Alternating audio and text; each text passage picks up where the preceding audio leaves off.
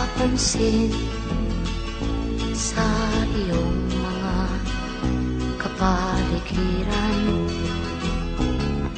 Kay dumi na ng hangin, pati na ang mga ilog natin.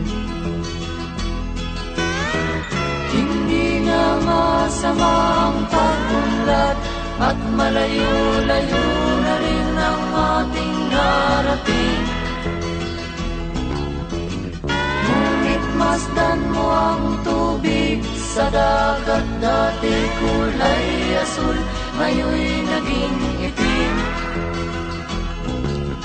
Ang mga duming ating ikinalat sa hangin, sa langit, huwag na nating paabutin. Upang kung tayo'y pumanaw man sa sariwang hangin, sa langit natin matitikman. Mayroon lang akong hinihiling, sa aking pagpanaw sana ay tag-ulan. Gitara ko ay aking dadalhin, upang sa ulap na lang tayo magkantahan.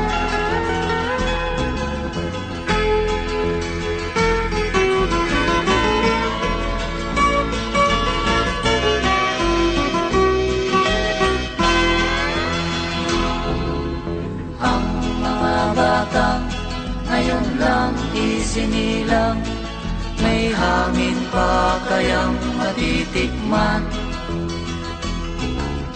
May mga puno pa kaya silang aakyatin?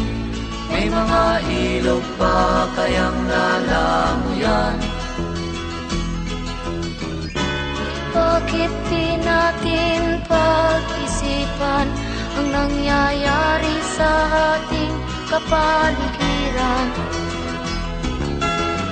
Hindi nga masama ang pag-unlad kung hindi nakakasira ng kalikasan.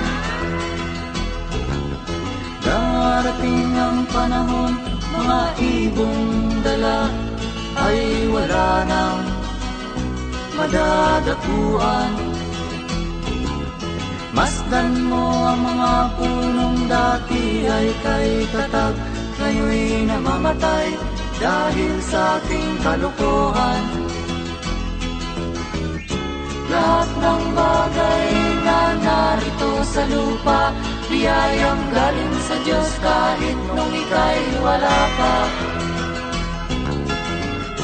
Ingatan natin at huwag nang sirain pa, pagkat pag kanyang linawi tayo'y mawawala na. Mayroon lang akong hinihiling, sa aking pagpanaw sana ay tagulan. Gitara ko ay aking dadalhin, upang sa ulap na lang tayo magkantahan.